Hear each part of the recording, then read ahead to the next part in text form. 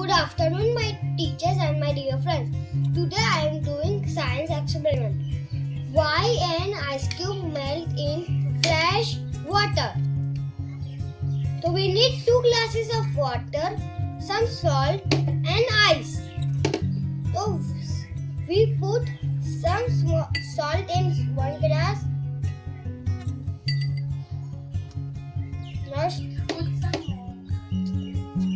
Now still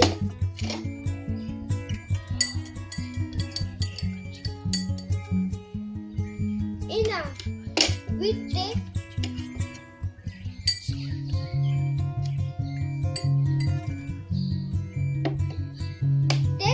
two same size of ice and put in 2 glass of ice. Now wait for a minute.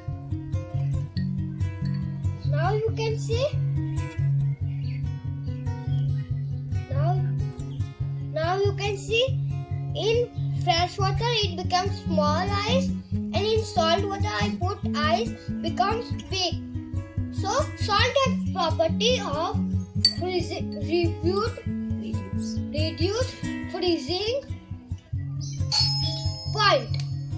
freezing point. Thank you.